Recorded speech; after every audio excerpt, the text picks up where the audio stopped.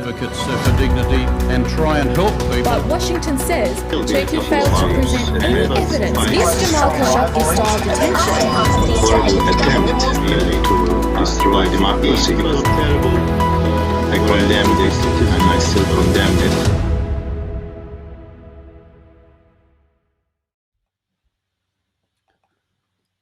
Ladies and gentlemen, welcome to the Advocates for Dignity's webinar in commemoration of the United Nations International Day of Families, which was last Sunday, the 15th of May.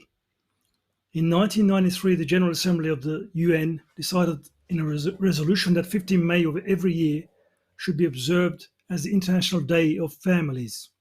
This day provides an opportunity to promote awareness of issues relating to families and to increase the knowledge of the social, economic, and demographic processes affecting families.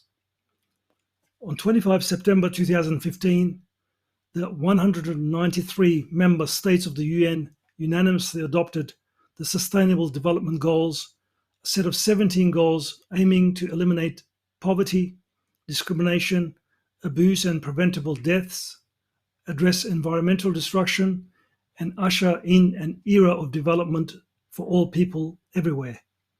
Families and family-oriented policies and programs are vital for the achievement of many of these goals.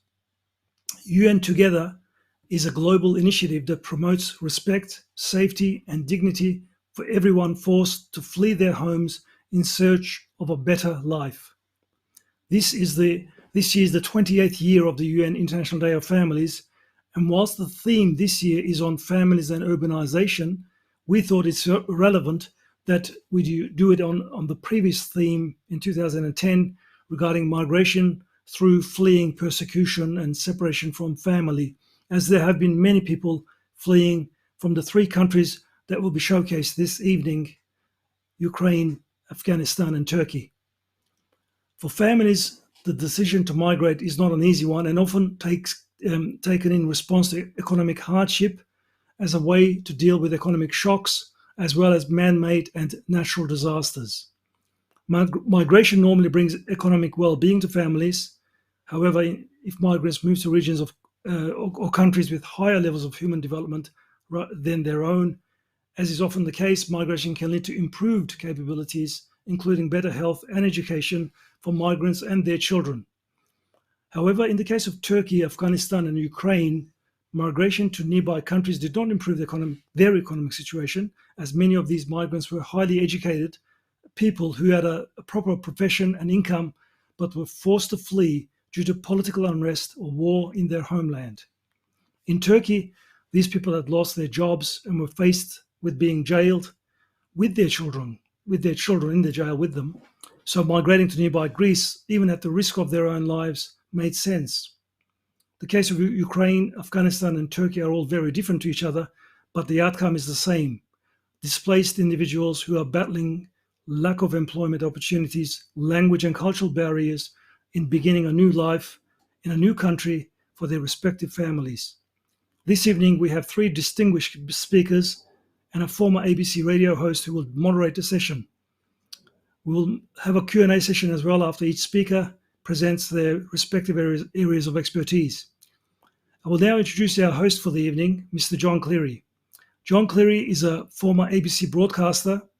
During a career that almost 40 years with Australia's national broadcaster, ABC, John worked in both radio and television as a presenter and producer, specialising in religion. He's best known for his 15 years as presenter of the nationally broadcast 4-hour radio program Sunday Nights with John Cleary. During his career, John also served 2 terms as staff elected director on the ABC Board of Directors. I'll now hand over to John. Thank you. Thank you, Mehmet. Well, the theme of our discussion for the International Day of Families, as outlined by Mehmet, has been made only too visible by scenes from Ukraine seen every night on our television.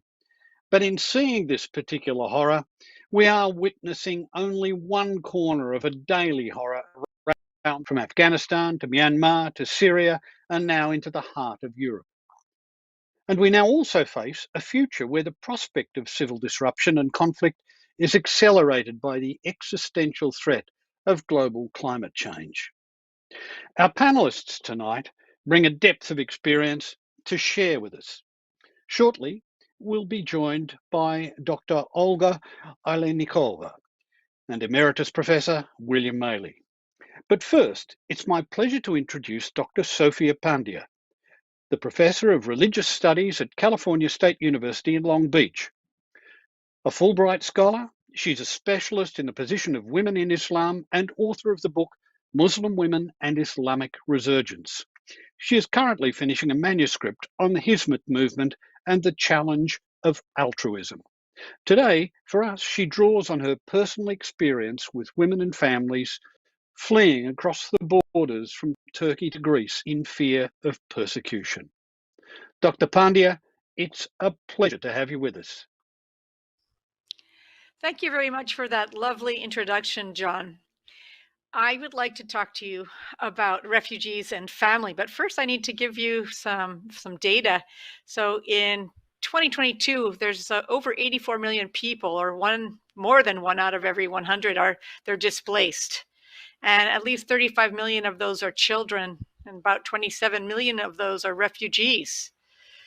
In terms of my research with the Turkish community, in 2019 and 2020 alone, around 30,000 Turks sought asylum in Europe, fleeing persecution in Turkey after the attempted coup of July 15th, 2016. And here's an image. I have some children's art here. A child drew this, a Turkish child, of crossing the Evros River. You see the children on the edge of the river bank. Those that experience displacement tend to be prone to depression, anxiety, post-traumatic stress disorder. They often experience family separation. They experience ruptures in their relationships at every level. It's very common to have financial stress during this time. And the one that affects me the most, that makes me, most concerned, is this, diminished ability to parent effectively. Because then this is not a problem that only, is for one generation. This is a problem that the subsequent generations will also feel. And this artwork here is done by a man whose first name is Mehmet. He prefers to remain anonymous, and this is of his experience in Turkey's jails. So this is a beautiful but also disturbing piece of art by another child refugee. So when we think about the refugee status, crossing the river or the Aegean Sea, in the case of it's either the Evros River or the Aegean Sea for the Turkish refugees that I interviewed, that's only one stage of their journey. For some, that journey might have also included armed conflict, hiding from arrest, time in prison, beatings, torture, sometimes rape, sexual assault, capture, exploitation, human trafficking, sometimes death or witnessing death. And all of that while trying to reach the sea or the river in order to cross, or sometimes after crossing, but in a refugee camp. And it's interesting that many people think that men are most affected by political conflict, but in fact it's women and children. Women and children die at higher rates than men do during political conflict. And they're very vulnerable when they're displaced. So many women and girls fall victim to rape, other forms of gender-based violence. And in fact, gender-based violence is used as a tactic or a strategy of political conflict. So displaced women suffer disproportionately from poverty, family separation, language barriers, a lack of access to resources, and mental health issues. And you can see these images again that depict some of the problems that women and in fact all refugees can face from displacement. But it's not just women. Men also are affected in a very particular way. So the refugees that I interviewed were Turkish, and so Turkey's a Muslim country, and in a Muslim patriarchal country, one effective way to create fear and terror amongst the community that you're trying to terrorize is to threaten their sense of honor. So in general, Turkish men are tasked with protecting their wives and children, and if they don't do that, that's a source of dishonor for them. And many of the men that I interviewed, they wept when they would tell me about their inability to protect their wives during the purge and the aftermath of the purge in Turkey. And something that they said over and over again is that they didn't mind being arrested, like they didn't even mind being tortured as long as their wives and their children would remain safe. And so this is another image by Mehmet of his own torture in jail, or maybe some torture that he witnessed. So I mean, when I think about the men really broke my heart, because there's a lot on their shoulders in terms of keeping the family safe. It's expected for them in Turkey to keep the family safe. So, for example, men would tell me stories like, I'd have to go to the park and cry. My wife never knows that I would go to the park and cry. I would just say I'm going for a walk, but I would go and sit there on the bench for 45 minutes until and getting all my tears out until I would feel better. And then I'd go back home, and she never knew. And so that just that affected me, that idea that he had to hide his sorrow from the family. New slide, please. But of course, we all worry about the children, and that makes sense because they really are quite affected by displacement. So children have to endure the trauma of the journey, and then of the poor living conditions in the camps, which are often quite crowded, and then sometimes substandard living conditions in their new host country. Sometimes there's a series of relocations. Oftentimes children have mental health problems, especially post-traumatic stress disorder from doing scary things like crossing a river in the middle of the night. There's all kinds of fear, in this process. And then sometimes they have poor care due to the mental health problems of their parents, right? Their parents' ability to parent is diminished. They have sleep disturbances. It's common for them to have nightmares. Disruption of education, also, this is an obvious problem.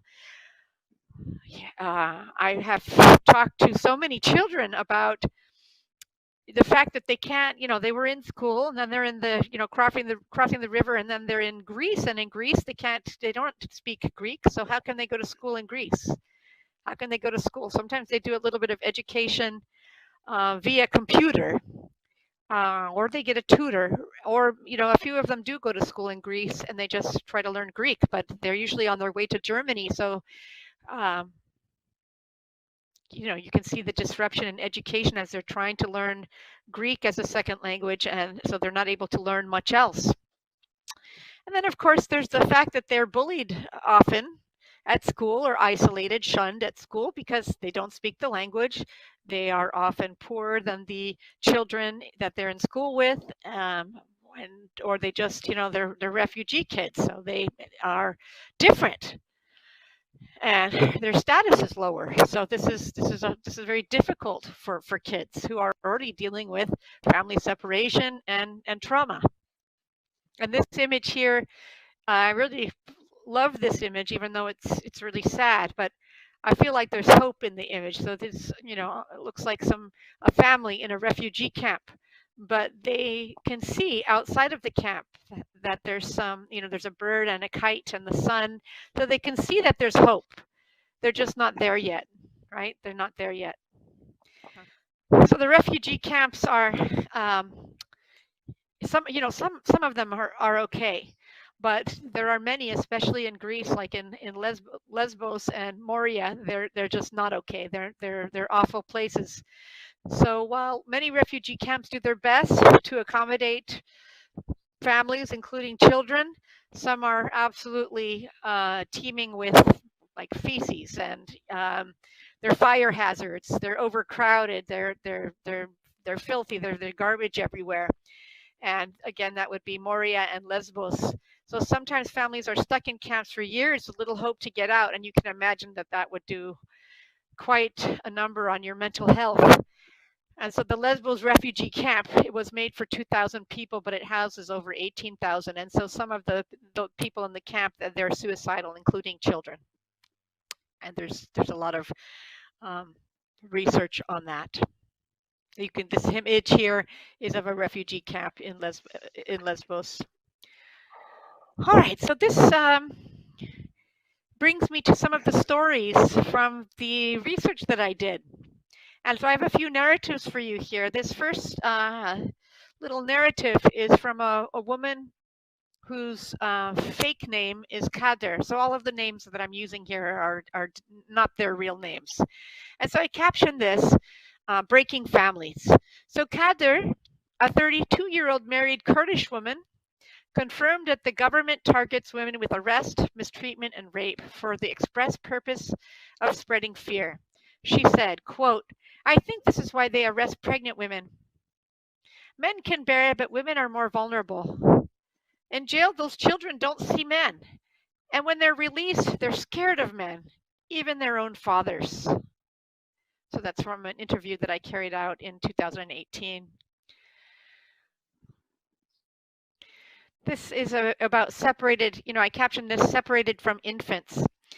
And so Gamze is a 29-year-old computer science teacher. And she said to me when I interviewed her, she said, "The first night my body hurt everywhere." She's talking about being detained. "I saw one mother in there. She had an 8-month-old baby. She has to breastfeed, but her baby was not with her. So she had to express her milk in the bathroom." So basically, she's explaining to me that she was detained with a woman who had an 8-month baby, but the baby was not with her. So in order for her breast not to become impacted with milk, she had to actually get rid of the milk in the bathroom by manually expressing the milk from her breasts. And a lot of refugees told me stories about that, about like being separated from their babies and having to manually express milk so that their breasts didn't get mastitis, which is an infection that you get if your breasts are impacted. And those stories stick with you, right? That's a very hard story to hear. And this is another story that was very hard for me to hear, and it's about a horrible secret that a husband was keeping from his wife, keeping but not keeping. So this is a woman. I don't put her name at all here because this woman, her story is so sensitive that her husband is still in jail, and she just doesn't, she doesn't even, I have a fake name for her, but it doesn't matter. I'm making it clear that this is a story that is very, very sensitive, and this woman is anonymous. So she said to me, "Before all of this, I had a dream in which some men came to our house and raped my husband in the bathroom. 8 days later, he came home from jail and he told me my dream was true. I asked him, 'What happened?' He said, 'Nothing.'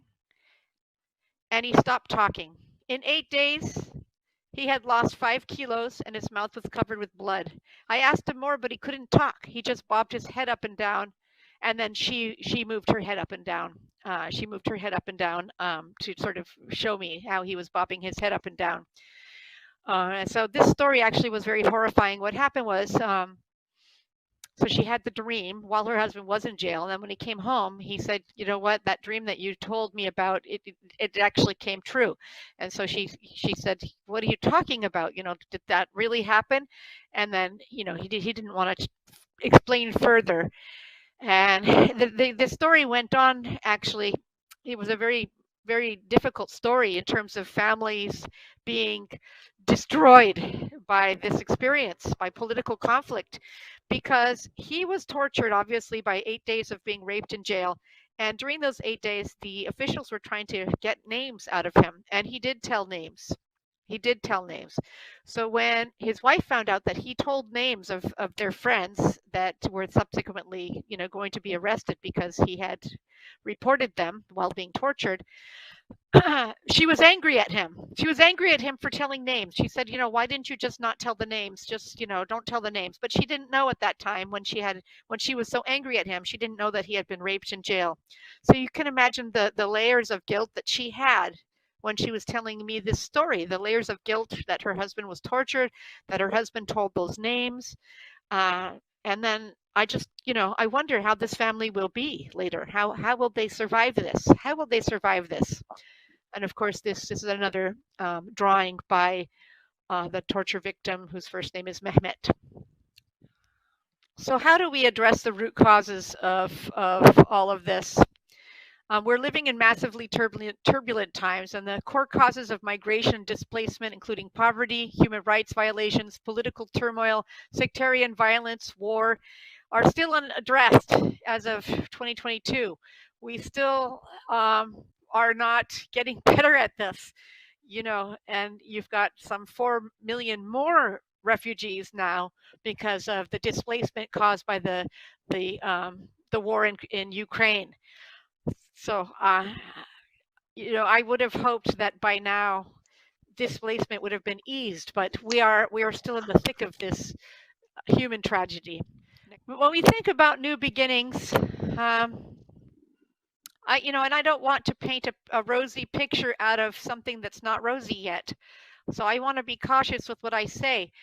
I want to point out that the journey to be healed, to be whole, to be able to reconstruct a relationship with one's family members, to feel as though one's recognized, accepted, valued, and to feel as though one belongs, it continues on. This is not something that is immediately resolved once somebody reaches the shores of the host country. It's dependent on factors such as one's socioeconomic status, conditions in the host country, and individual circumstances. And we see this image. This is by a child. Her name is Yusra. And she her picture is divided into 4 sections, and the first section shows her family whole with her 2 brothers and her mom and her dad. Her little brother is right here at the bottom. And then the second section is of her baba, her father, right? He's in jail, and the other family members are outside of jail. They're in the Hizmet movement, and he was jailed for his participation as an educator in that movement.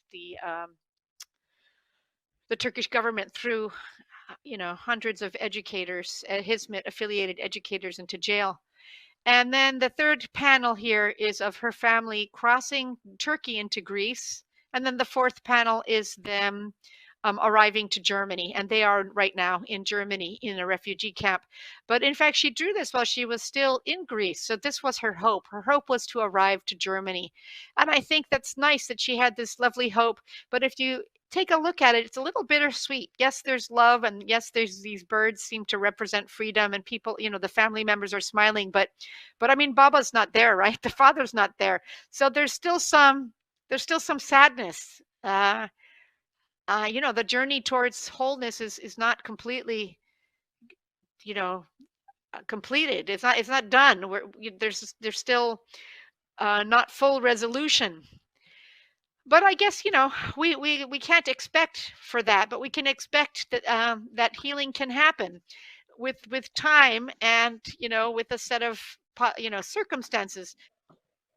So if we think about the circumstances, what would we need? Of course, we need state and local governmental commitments to displaced families.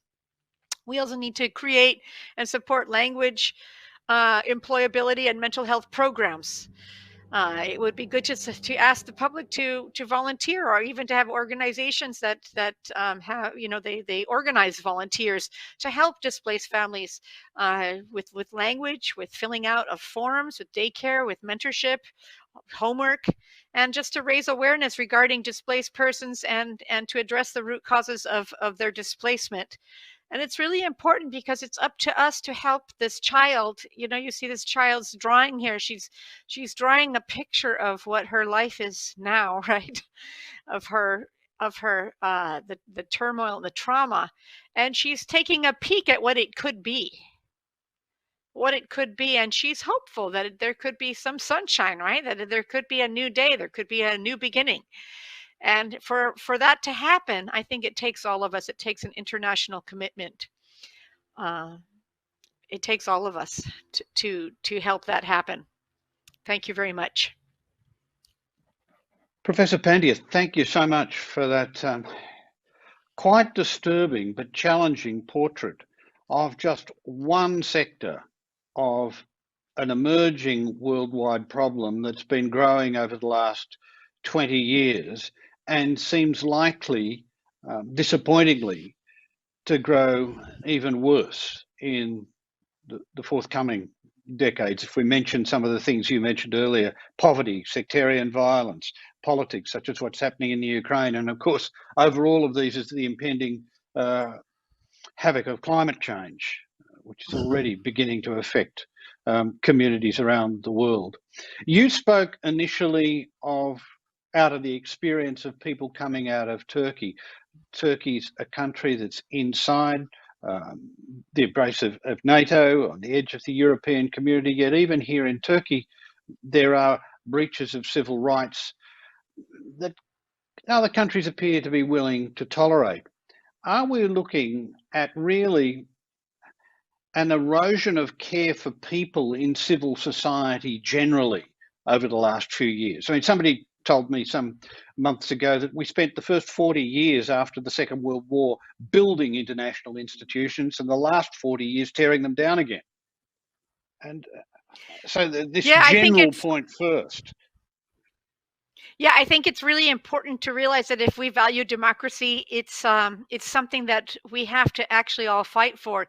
Since around 2006, we've seen the erosion of democracy and the a spike in the number of populist governments, and you can just list them, right? You've got Modi, Netanyahu, you've got Duterte is, and Zeman and Bolsonaro, and of course, just it's a whole long list of populist governments, and it's people that are electing them or almost electing them, and we have to wonder about why is this happening? Why are people so willing to elect authoritarians, elect people that are not friendly to immigrants, that don't seem to support the platform of universal human rights, that don't support freedom of speech, or they don't protect journalists. So why is this? Why are we changing as a community? And I think for some people, they just don't feel as though democracy has done enough for them, or they feel scared about the rapid social change that they've experienced since 2006. And we have had some very rapid social change, right? Things have changed a lot since, even before 2006 with the rise of globalization. So I think that people are not uniformly content or agreeing that some of the things that many of us do value, like universal human rights, they'd rather would have things their way. They just want, in the case of Turkey, they want a religious Turkey, or they want an ethnically pure Turkey, or they just they want the guy they want. They want Erdogan. They don't want democracy. They just want Erdogan. So this is a problem in many countries, I think, and including the United States, and including, I'm sure, Australia, right? It's a problem everywhere, where you just to maintain democratic ideals is something that we have to actually fight for.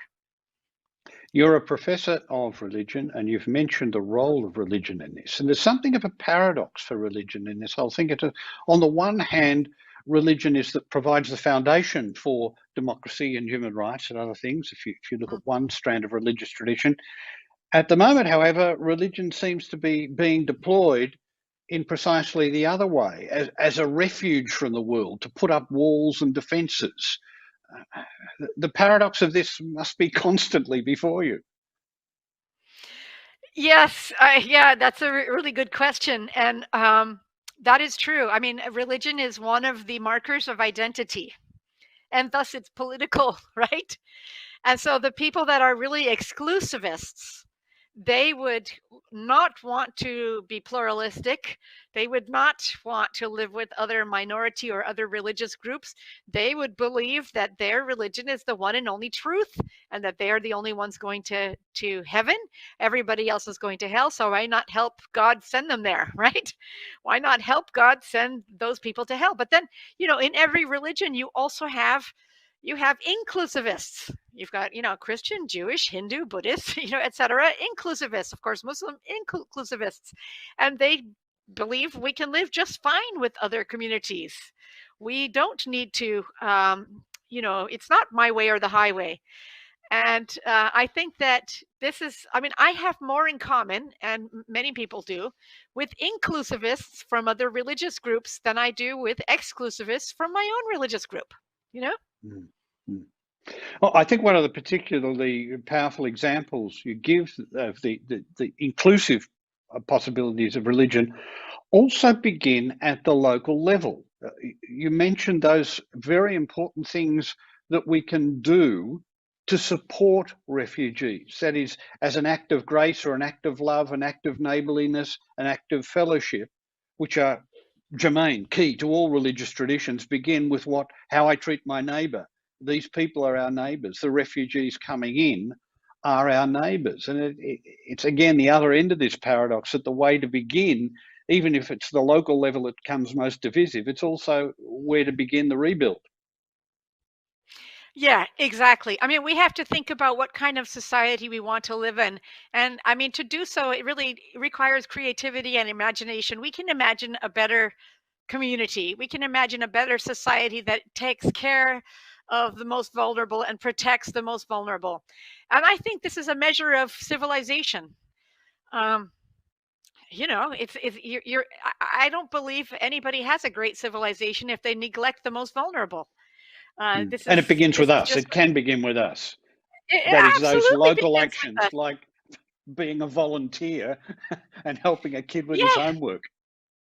Oh, there's so many volunteer agencies in every country. I know that there's just dozens in California. I'm sure there's dozens in your state and also in your city that one can reach out to, and one can donate food to, or offer to just do homework, help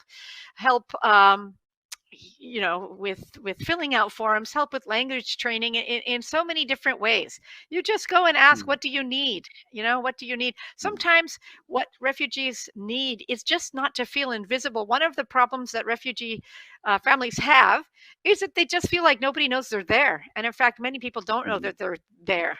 They don't know. So I have so many people tell me, like, I just don't feel like people understand that I've been traumatized. I'm walking around in this city and I'm taking the bus. I'm going into a store, and people don't know what just happened to me. They don't know everything that I've just experienced, and they don't even know, they don't know that I'm a refugee. They don't know that I have needs. And I think that this is one of the most painful things, is just to feel like you don't belong and that you're not seen. And we can see, we can choose to see, we can choose to recognize. Yeah. And the theme, and this brings us back really to the central theme of your talk, that this is really about the central unit of our society, family units, and the destructive effect of being a refugee can have on the essence, the foundational essence of our society, parents and children and their relationship to the world. That's right, because the very fabric of the family is torn apart by this. It was hard to choose which stories to include in that PowerPoint I gave. I talked to people who said, I didn't realize that I was talking to my father the last time because I crossed the river and then he died. That just stories like that. I couldn't include all the stories, but if you think about the story of the husband who was raped in prison, and his wife was mad because he told the stories while the guy was tortured. I mean, he reported. He didn't tell stories. He reported on other people while he was being tortured. Just the layers of that, the layers of, like, the society is torn apart because he told names, but of course he's torn apart inside of himself, and their marriage is torn apart, and they have children. Mom is messed up and dad is messed up. Another family, I could have included this story, but it was a mother of twins. And this is one of the most disturbing stories of all. She said that she arrived to Greece with her twins and they were in diapers when she arrived, and she couldn't even get diapers for them, in the refugee camp. They were just, she had paper diapers and she didn't know how to, she couldn't replace them. They would just poop in them. And she said that now her twins were 2, and she said, and then she started crying when I was interviewing her, and she said, I don't want to play with them anymore. And I said, wait a minute, what are you saying? And she goes, I'm bored of them. I don't want to be with them. I don't want to be with my children. I can't handle them. I don't want my children. She basically was telling me that she didn't want to be a mother. So I had to back up, and I was thinking, okay, I'm a researcher right now, but this is like a family crisis. What do I do? She's basically telling me that she's in crisis with her children, So there's a lot going on with these families. The very fabric of family life is torn apart.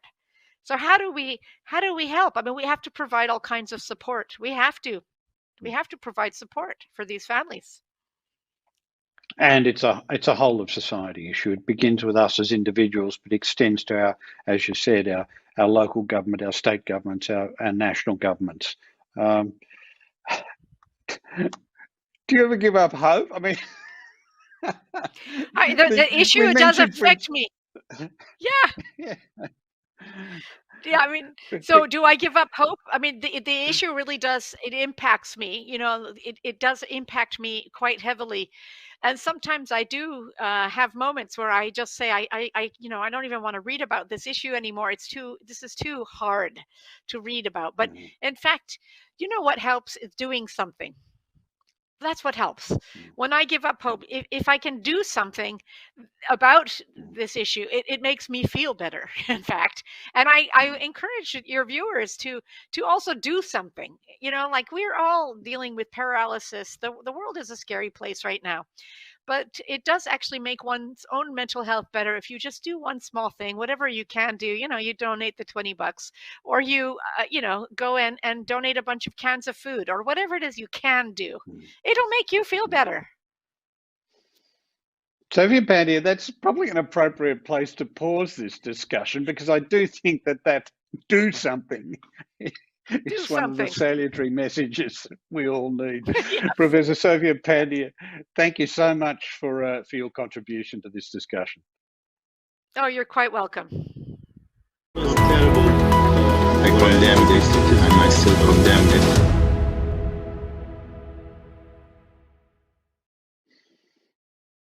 And our thanks to Professor Sofia Pandya for those insights, drawing on such moving personal experiences from the borders of Greece and Turkey, and shared by so many others with whom we're concerned today.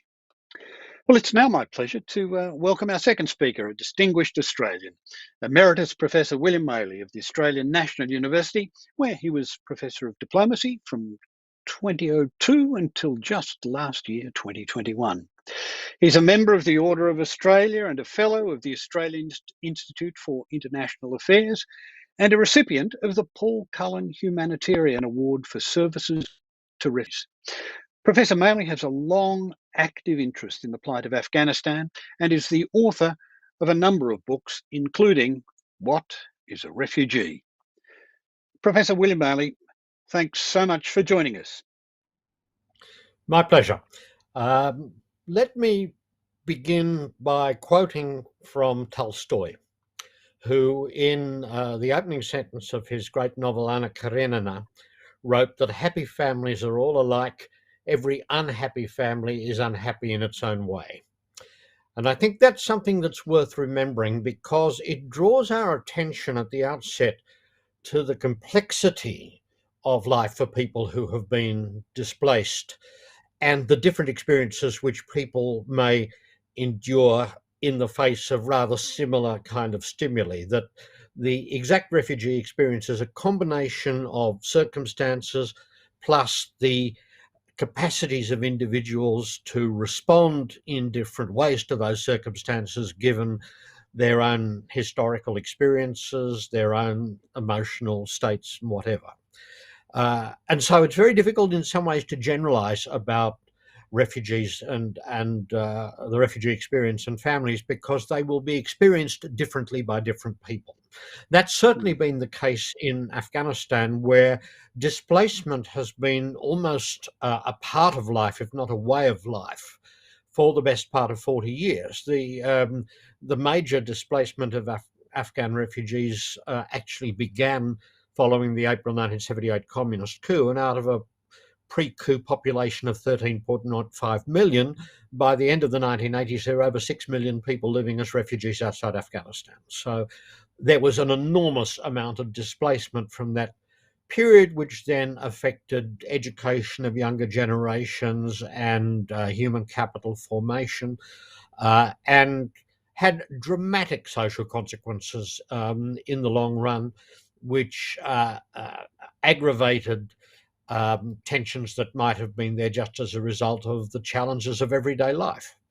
Because everyday life throws up its challenges for families too, but they become multiplied by a kind of logarithmic factor if one is adding massive displacement on top of direct experiences of that sort. And what displacement fundamentally does is tear apart some of the support networks which are fundamentally significant in sustaining families within stable societies. That brings me to a substantive point about Afghanistan and about the definition of family, which it's important to draw. The very idea of family is a complex one. It's one that can vary significantly in the experiences of peoples in different countries, and indeed their conceptions of what the language that they use to describe these kind of networks might actually connote. Family is an English word. There's a Persian word, famil, which seems to be similar, but if you look at the way in which observably family structures function in Afghanistan, they're not just a nuclear family of parents and children. Very often you have a much larger, broader conception of who might be a member of the family. And this can, as a result of consanguinity, stretch out on occasions to embrace relations who, in the Australian context, would be seen as extremely remote.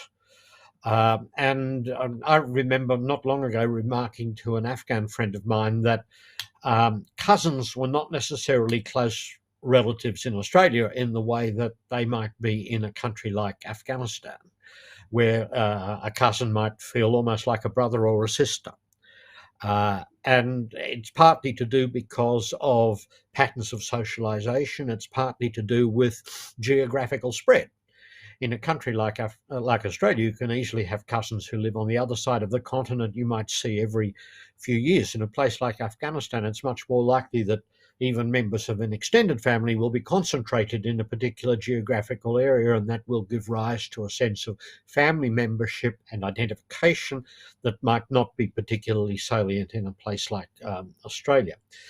This can also vary within Afghanistan, depending upon the ethnic group of which one might be a member, because amongst Pashtuns, for example, there tends to be a very strong sense of identity based on the sense of common ancestry, whereas in other groups there may be a much stronger sense of identity based on geography, where fellow villages may be more salient in one's relationships than remote cousins might be.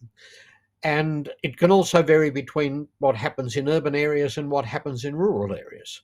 And in the 1960s, there was actually an expression that was quite common in Afghanistan, marisi famil, or the family sickness, which referred to the difficulties of sustaining models and images of the family that had worked quite well in rural areas when people found their way to the cities, as people were inclined to do at that particular time, and different kind of pressures and influences came into play in order to influence people's day-to-day behaviour. Critical, I think, from an Afghan point of view, is whether relationships give rise to norms of reciprocity. Families can be extremely important if they are underpinned by norms of reciprocity, which mean that they function as mutual support associations for those who are conceived as being part of the membership of the family. And this is why family matters in Afghanistan very much, because when you have state collapse and predatory groups roving the countryside, then one may look to those whom one conceives as family members very much as the network on which one can rely for support if the going gets really rough. And to that extent, disruption of family life tends to be not just a source of sadness, but it tends to be massively dislocating in terms of one's ability to function on a day-to-day basis. And that's something that's come out from a lot of evidence that's been acquired both within Afghanistan and amongst Afghan communities living in exile from Afghanistan. Of course, the exact content of norms of reciprocity can also vary given circumstances and given time, but the passage of time. But it's nonetheless a very important feature to note. And when people find themselves in exile, of course, it may well be that the agencies with which they have to interact, whether we're talking about UNHCR or the agencies of the state in host countries, may be quite insensitive to these kinds of issues. And I'll come back to that in the concluding part of my remarks.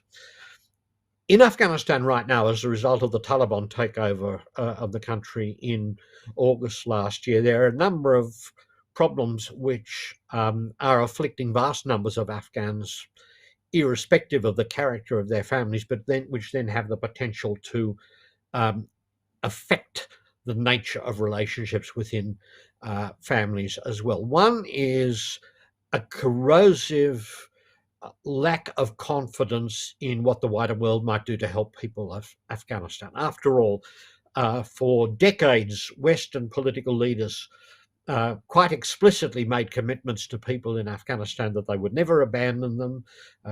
Hillary Clinton met with a group of Afghan women and said, "We will stand with you always."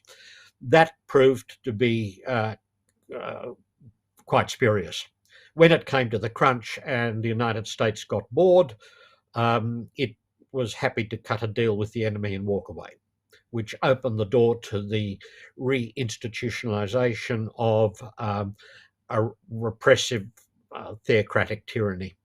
And many people are now suffering as a result of that, but they are suffering psychologically from the way in which this has reflected or projected into their lives the difficulty of trusting people.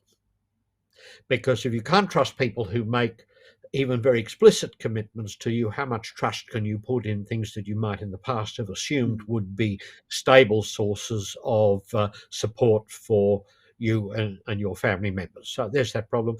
There's also the problem of people bitterly falling in on themselves and looking for scapegoats within the country itself to explain the collapse that took place last year, even though the fuse was lit in Washington rather than in Afghanistan.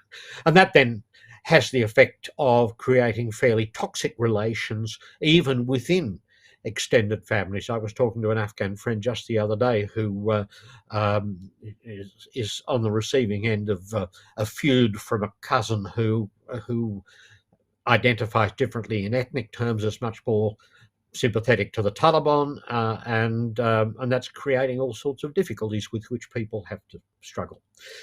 There are three very specific problems that have arisen as a result of the circumstances of last year. The first is the problem of physical safety. People are being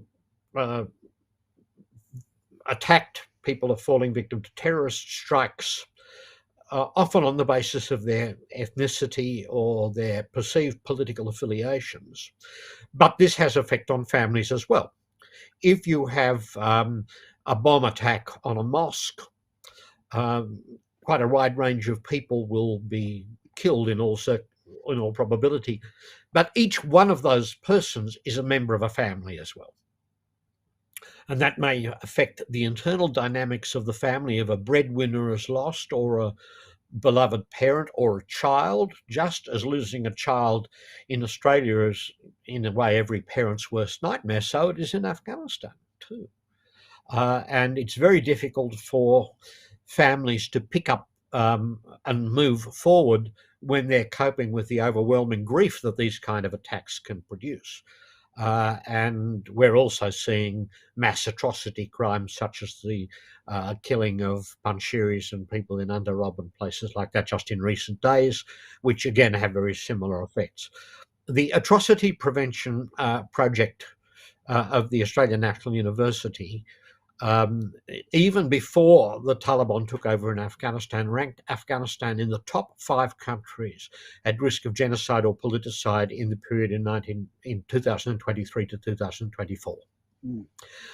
And that's because it ticks all the boxes for mass atrocity crime. If you look at early warning statistical models that have been developed with great sophistication by scholars working in this particular area. So that's a danger that families confront at the moment. A second problem is the problem of destitution. And it's a political problem. It's not just an economic or a humanitarian assistance problem. And it reflects the fact that large numbers of families for a couple of decades were sustained by international aid that provided the salaries for people who worked in bureaucratic agencies, which then sustained often extended families rather than just nuclear families. Now, because of the obnoxious character of the Taliban, no Western government is remotely likely to be prepared to provide aid of that sort, to provide salary support for what could turn into an agency of state repression. But that does mean that there's been a huge collapse in purchasing power within Afghanistan, which then affects not just those who've lost purchasing power, but those whose goods and services would have been purchased. And so there's a broader economic problem here. Some of the people who are most gravely affected under these circumstances were women who had been heads of households. There are lots of widows in Afghanistan who are actually heads of household, but who were working in state agencies, and they've now been sent home by the Taliban as a result of the misogynist policies which are very much on display and widely reported coming out at the moment. The notion that there was going to be a different kind of Taliban this time around, a Taliban 2.0, has proved to be wishful thinking of the dreamiest possible variety. And women, and particularly women heads of household, are in a desperate situation as a result of that. And probably the most useful aid that one can supply at the moment is not top-down aid, but bottom-up aid that tries to get assistance directly to people in that situation through the sort of informal money transfer system known as Hawala. Then there's a third problem, and I foreshadowed this earlier, which is for people who are fleeing Afghanistan. About 1 million people have fled since August last year, but they haven't received a lot of attention yet in Western countries because a lot of them have only made their way into Iran. But if the numbers go up dramatically, it could well be that the Iranians and other countries that see themselves as countries of transit might decide that they want to open the borders rather than close them, in which case the Europeans might be confronted with the challenge of whether they're prepared to be as generous towards people from the Middle East as they have been towards people fleeing Ukraine following the Russian invasion on the 24th of February. But a greater problem there is that the conception of family, which tends to be applied by Western bureaucracies and which can be relevant, for example, if people are seeking to use sponsorship mechanisms to reunite fractured or separated families, is that the Western model is very often nuclear in character. And so when people who might be desperately worried about a cousin or an aunt or an uncle with whom they might have grown up all their lives in the one house, take their concerns to bureaucracies, they risk being told that people like that don't qualify to be sponsored for resettlement. And there's no particular likelihood that we're going to see Western bureaucracies change in this respect, because they're also looking over their shoulder at populist political forces domestically that have never been particularly enthusiastic about receiving refugees from countries like Afghanistan. Now, one hopes the story is apocryphal, but there were actually reports coming out at the time of the evacuation through Kabul airport last year of families turning up with 5 or 6 children and being told that they're only allowed to take 2 children onto the flight and they would have to choose which ones would go with them, which is somewhat treats children as if they're like checked in baggage and one item of hand luggage allowed on the plane. Really, it's fairly scary. And that kind of problem is one which is looming for people who have fled Afghanistan who feel that they are likely to be forced to flee in the near future. And what it reflects is the point with which I opened, that there are different conceptions of what the family embraces in different parts of the world. And it's actually important that there be some attempt to bridge the gulf in understanding about the meaning of the family between different parts of the world if more horrors are not going to flow from the application of bureaucratic criteria for resettlement, which we know in the 1930s stopped Jews from being resettled, not in terms of family size, but in terms of quotas for resettlement, with truly horrific consequences that flowed from the perception that following the rules was more important than helping the vulnerable. Professor William Maley, thanks for that. Let me ask you just a couple of questions. Given that Australia, for instance, is facing a new federal election in just a few days' time, an incoming government is faced with some promises, legacy promises from the previous government about the number of Afghan refugees who are going to be admitted to the country. What would your immediate recommendations to any new government be? Well, I think cutting through red tape is tremendously important at the moment, because very few people who've applied under special humanitarian program visas have actually been resettled so far. And they're all in pretty desperate circumstances waiting for resettlement. So cutting through some of the really pointless bureaucracy which is delaying the process of resettlement would be a good starting point. And that requires also putting more resources into processing, because we know that even though the current government, with support from the opposition, has committed to providing thousands more places than were initially provided, the applications that have thus far received cover 132,000 people. So even in the best of circumstances, only a small fraction of those who were in effect invited to apply for resettlement have much prospect of obtaining resettlement.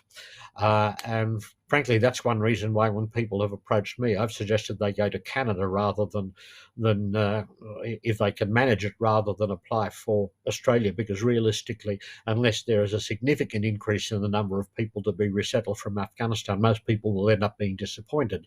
I think there is actually a very strong moral case for resettling far more from Afghanistan than any political party has thus far committed to do. And that's partly because we were also party to assuring the Afghans that they would not be abandoned.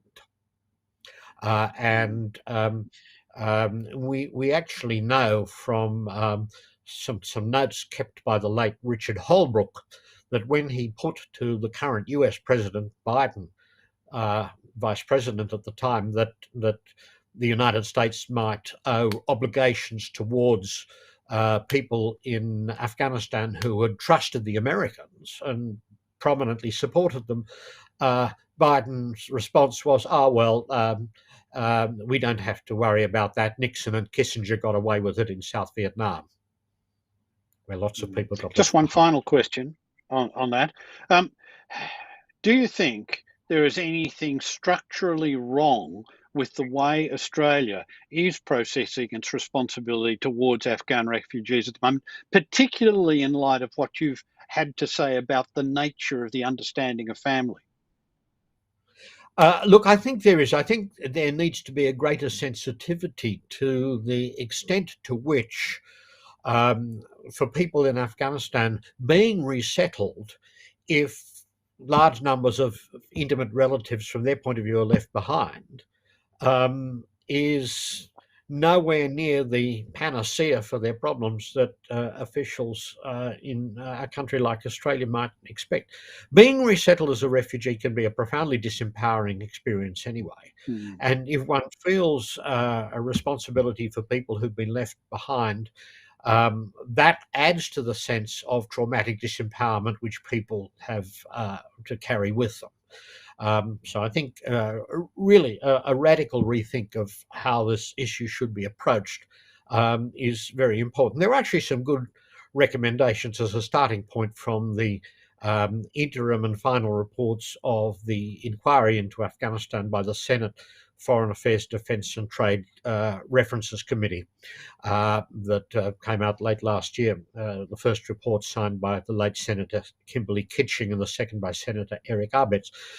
I mentioned that because both were consensus reports with no dissenting reports, and so there is, I think, some consensus within the Parliament for doing more and better than has been promised so far, but I think even more will be required in the long run. Emeritus Professor William Maley, thanks so much for joining us for this discussion and sharing so much of your wisdom with us. It's been great to have you. My pleasure. It was terrible. I condemned this and I still condemn it.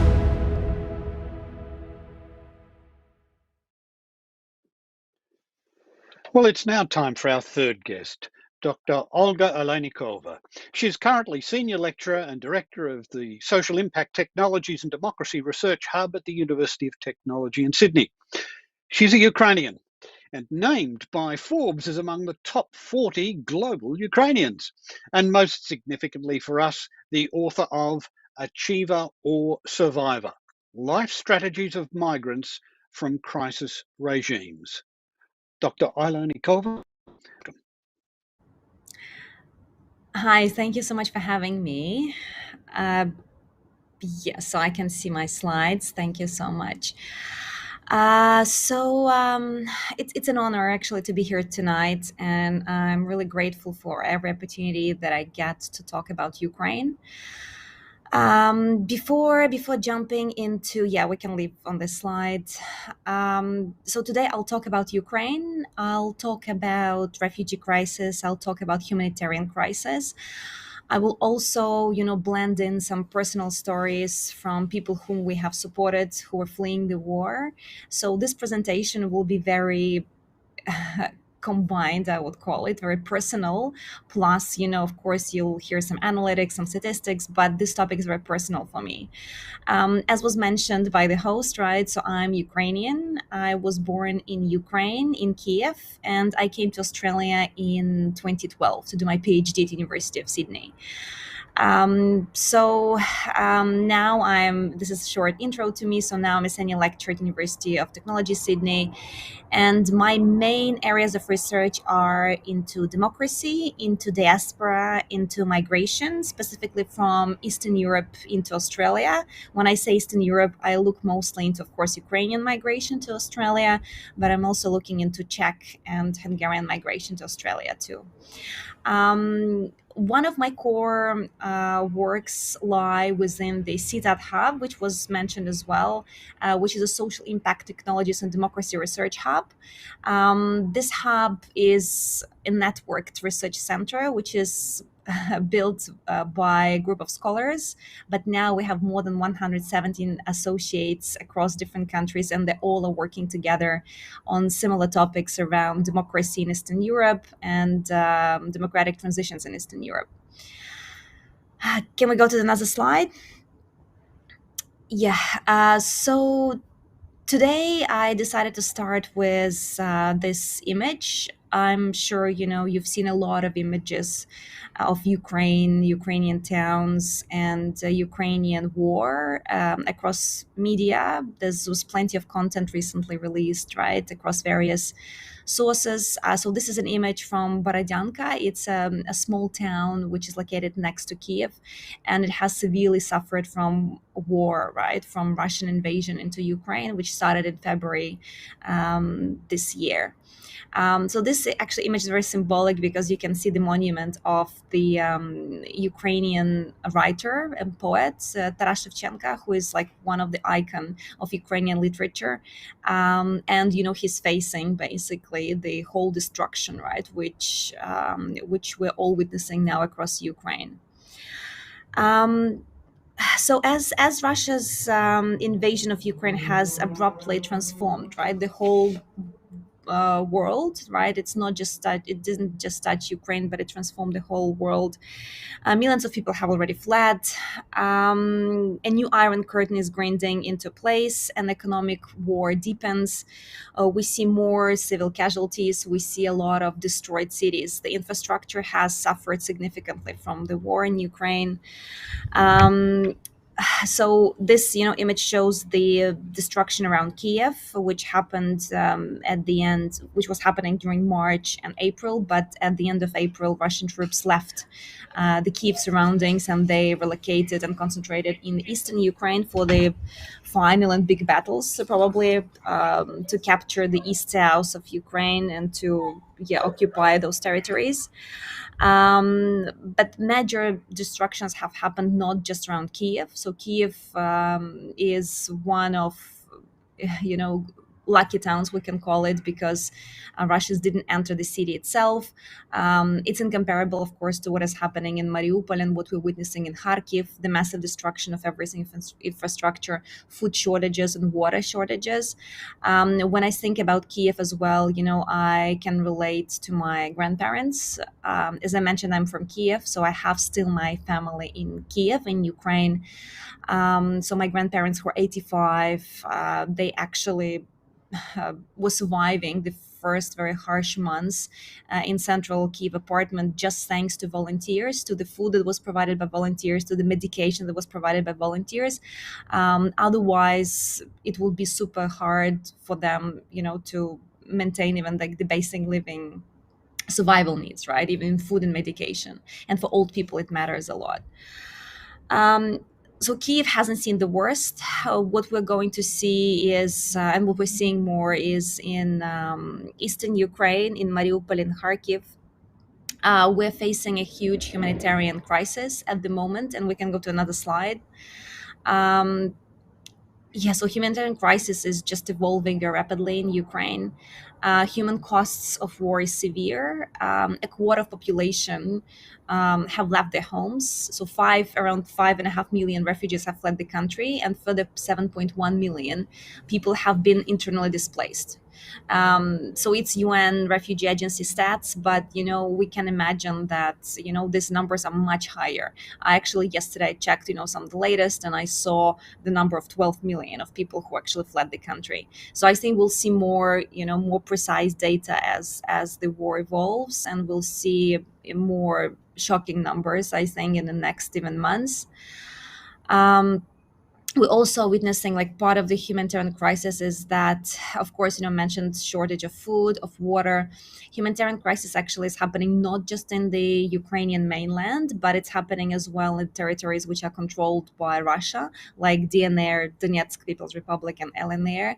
I have some family friends there, so I talk to both sides, and from what I heard lastly is that they barely have water in Donetsk. So, people have to queue for hours in the communal, water pump station where they get the pumped water from the ground, but they really don't have water.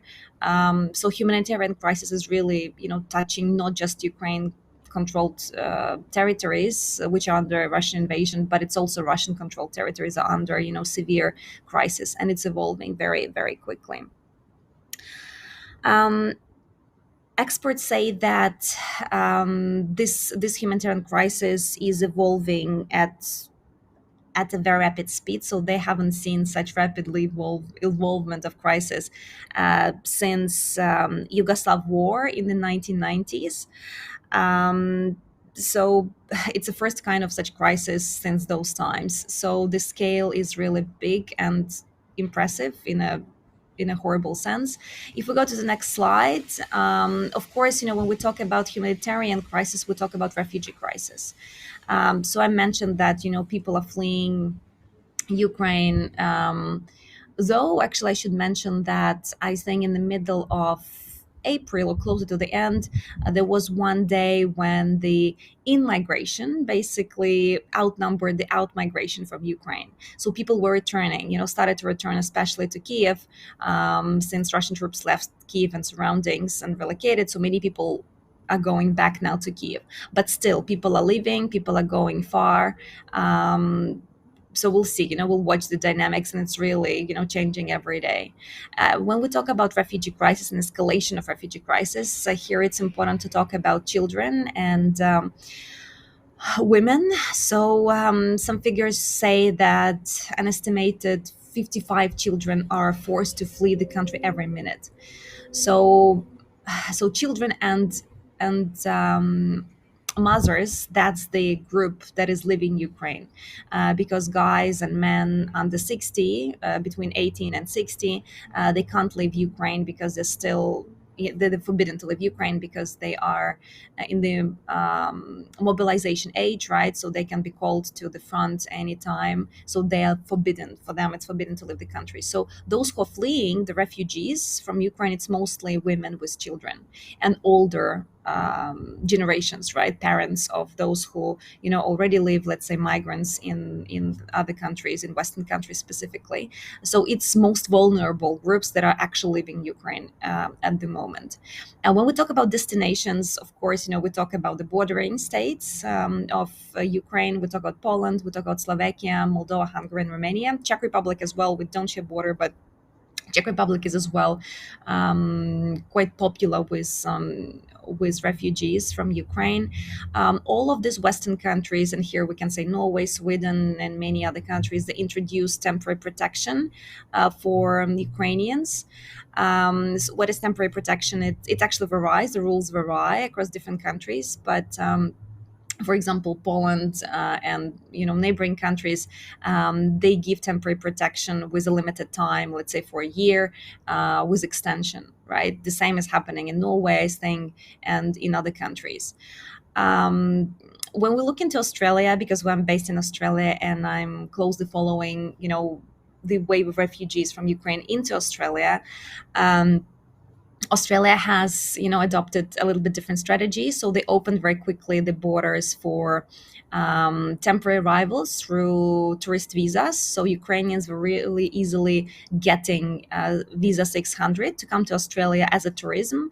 Of course, they give priority to those who have family, who have, kids or have parents here.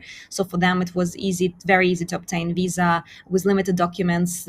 I heard the stories that people didn't even need to provide, even passport, or if you're traveling with kids, you could even, not show any documents for kids. So actually, Australia simplified the system so much to open it up for Ukrainians so they can flee. So they offer a temporary solution. After that, what Australia did, they offer now a 786 visa. It's a humanitarian visa which gives access to work, study, and Medicare, but it's just humanitarian protection given for just 3 years. So we'll see how Australia will treat, and we talked about Afghanistan just before, right? So there's a huge debate, how Australia treated Afghanistan refugees recently and how they're treating Ukrainian refugees, right? Touching on racial issues and on, how Australia is responding differently to different, conflicts and war situations. And it's another very big and interesting topic. If we go to another slide, so here are just some stats which I just given, right? Here I want to focus now and share just some personal stories, which gives you the actual understanding of what is happening on the ground. How I know the stories is because as the war started with CTAT Hub, with our center, right, we established a small fund to collect money for relocation costs. To cover relocation costs for Ukrainian refugees, because they experience huge problems with money for travel, for accommodation in the host countries, with visa applications, with translation of documents. So we created this fund to collect money and support those who are fleeing the war. And in the first week of war, there was lack of such resources. Now there's many, there's Red Cross, there is UN, there's lots of stuff available for refugees. But when it just started, when people were just massively fleeing, and they needed support and money. So we started that fund very quickly. We have 10 volunteers on the ground in Ukraine who were assisting people, and we were sending money to them so they can cover their relocation costs. So I just want to share some of the stories of people whom we helped and their family. So I'll just read out some stories so you get a flavor of actually what is happening in Ukraine. So Vita, and it will be female stories, right? Because as I mentioned, it's mostly female and kids who are living in Ukraine at the moment. So Vita's husband joined army on 26th of February. Vita grabbed the children, so she has 2 kids, in the very first days of the war and stood with them in the frost for a day at Medica. It's a pedestrian crossing to cross the border. So people were queuing there for hours in frost, and February was quite cold months in Ukraine. So the youngest son has contracted bronchitis, and he's still fighting the complications, but recovering fast. So she's a great mom. She's doing her best for the family. That's one story. Oksana, another mom, stayed with her daughter in Zhytomyr. So she's still staying in Zhytomyr. She volunteers and isn't always at home when an air alarm goes off. Oksana every time prays and calls her daughter Sofia to remind her that the little one, and she has another as well, kid, doesn't need to run into the hallway. Even if Murzik, they have a cat, even if Murzik runs into the kitchen. So her husband serves in Territorialna Oborona. It's not the official. It's not the official military, not the official army, right? That is serving across the country, but it's territorial oborona. It's civilian gatherings, right, of guys who want to protect their local suburbs, the infrastructure, and so on in cities. So he joined that. So she's a wonderful mom. Katya, another story, works in Poland now on 2 jobs. She washes dishes in the local coffee shop and she washes floors in the clinic next to her house. But her twins have their own room again, and she's a great mom. She's doing her best. Marina, another one, doesn't go to work. She sits, she's now located in Germany. She sits on social payments, so she received the social payments. She lives in a room in the house of a very strict Frau Febach, and this granny doesn't bake cakes like Marinchina's mom, and often makes remarks to her 4-year-old son, Matvey. Matvey then hides in the closet and complains to his grandmother Nelly by the phone. So Marina is a wonderful mom as well. Another story, Lesa posts beautiful photos of her new home every day. Now she's not in Kharkiv, but she's in Prague. Lesa does bright nails and buys new items for her 3 children and blogs and engages with her Instagram followers.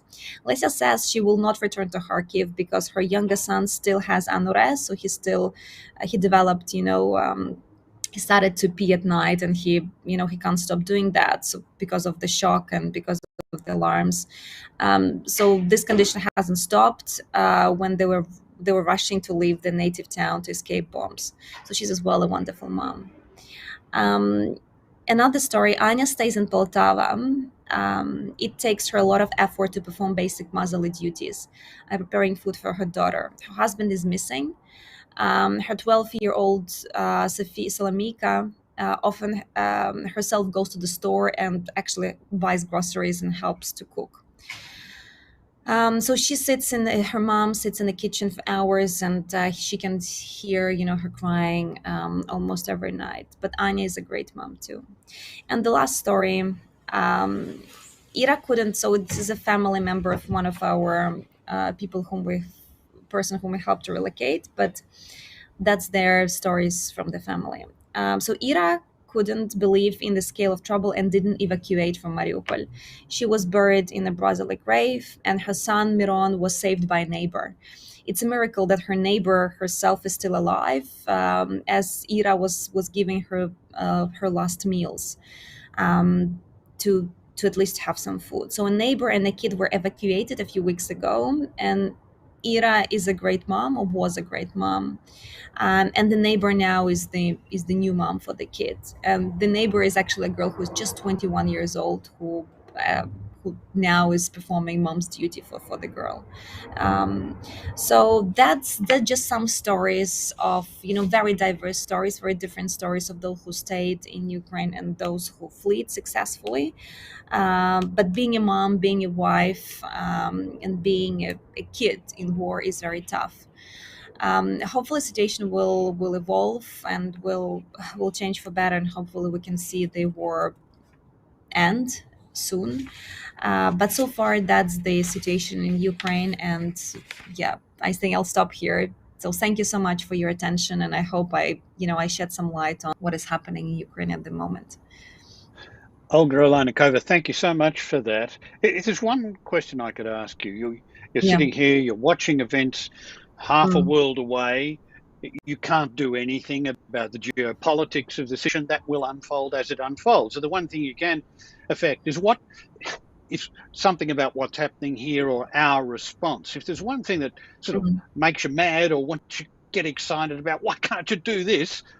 What is it? What would you say to the Australian government or Australian people that are viewing this, or any people around the world away from that situation, about what they Yeah. can do? Yeah. So there's a lot of guides shared across social media what you can do. Like speak to your MP, local MP. Asking them to put some pressure, on Australian government and provide more support, various support, with medication, with humanitarian support, with weapons, with whatever can be done.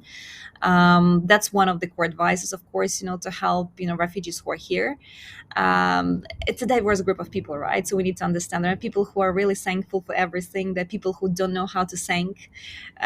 So it's a very diverse group of people whom can end up in conflict situations here or there. But please be patient. I think for all Australians, for everyone, people with suffering very significantly. Some have nervous breakdown.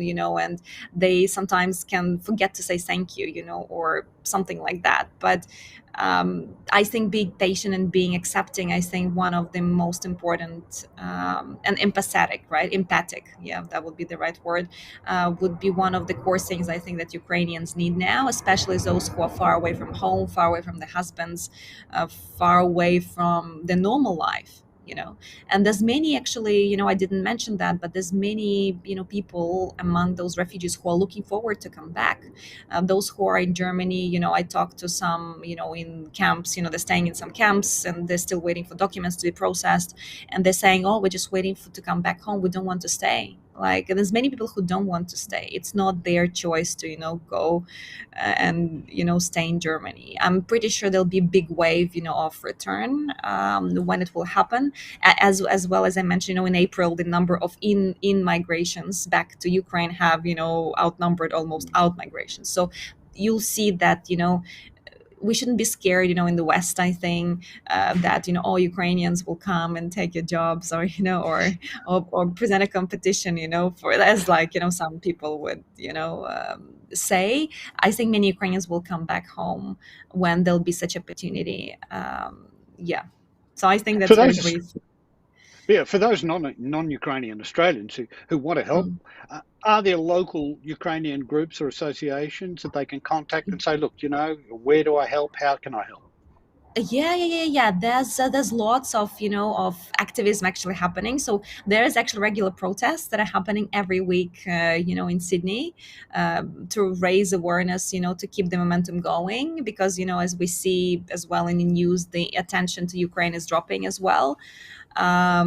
So they try to, so you can join, or anyone can join this rallies that typically happen in the opera house, and you can go and meet some people, talk to them, and ask if they need something like accommodation or clothes, or baby stuff, like basic hygienic products and so on. We also have very active, there is the Federation of Ukrainian Organizations, who is very active body, that is an active body, and they've done a lot. Like, they created a database for all those who want to provide accommodation. So they're matching those who want to provide free accommodation with those who need this accommodation. So there's a lot of IT guys as well here, IT, Ukraine, there's a lot of IT engineers here in general in Australia who came, on permanent visas before the crisis, before the war. And they are helping a lot, so there's a lot of, tools, how to match different people with different needs, and IT stuff, like web resources and so on. So Ukrainian community is doing really well here. And, as you can see, I think the sign that Australia very quickly opened up, the 600 visas, now introducing the 786 visa, is because there is this pressure, right, of, Ukrainian trying their best to lobby, right, the interest of the group and to get support as much as they can. Of course, Australia is so far away. It's incomparable. The numbers that are coming to Australia, it's incomparable to what, Poland is experiencing, or, Hungary, Slovakia, Czech Republic. It's incomparable, honestly. Yeah. So Australia will get what they say 6,000 visas they issued. But again, I know many people who actually got the visas, but they're not coming just because their plans have changed. They can go to Europe, or there's other options now. So even those who, it's not an indication of those who actually arrived. Yeah. Olga Olanikova, it's been great to hear from you. Thank you for sharing your stories and observations. And I guess we can all join you in saying glory to Ukraine. Yes, thank you so much, John. Yes, thank you. Fingers crossed, it will end soon. Yeah. It was terrible. I condemned this and I still condemn it.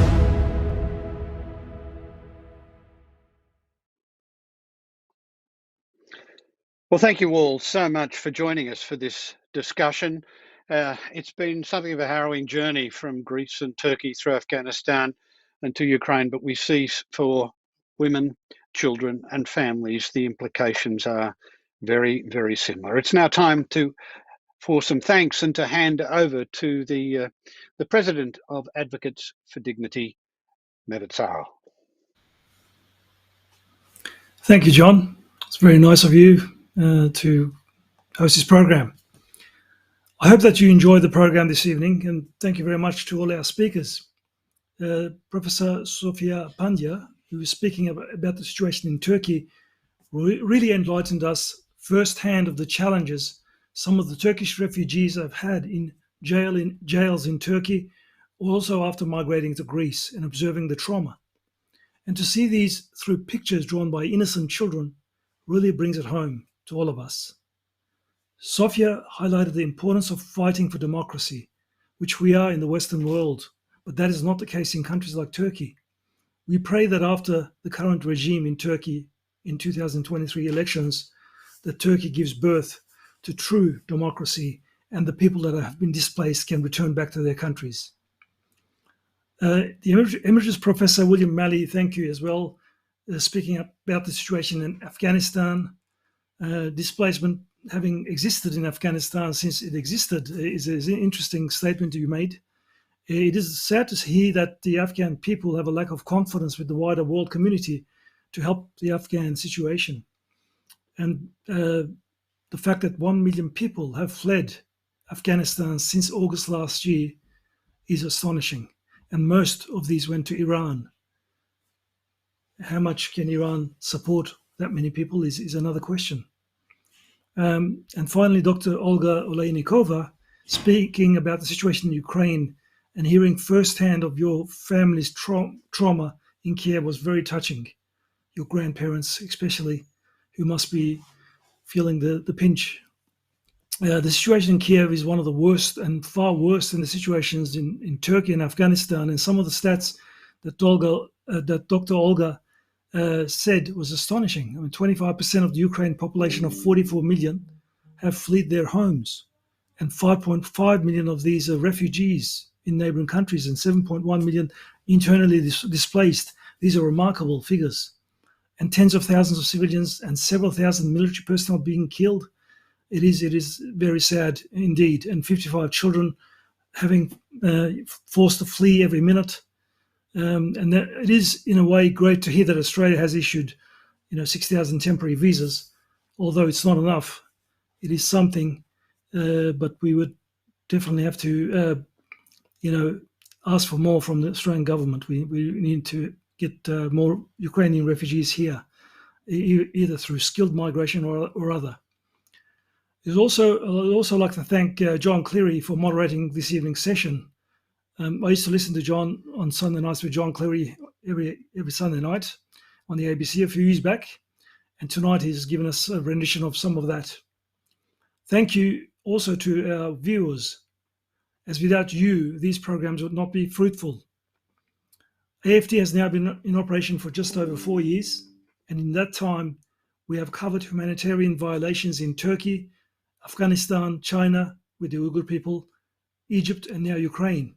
We've also provided financial aid to Turkish refugees in Greece and also conducted a physical activity which was called Run, Ride and Walk for Afghan refugees, where all the funds we raised were donated to the Refugee Council of Australia to help them in its advocacy work with the Australian government to bring more refugees into Australia.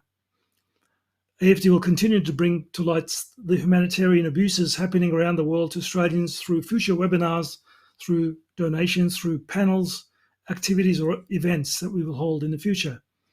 You can watch this program from tonight at any time that suits you. If you miss any of it, it will be on our YouTube channel. And thank you for joining us tonight, and hope to see you at our next event. Good night. Advocates for dignity and try and help people. But Washington says Turkey failed to present any evidence this Jamal Khashoggi-style detention. Horrible attempt really to destroy democracy. It was terrible. I condemned it and I still condemn it.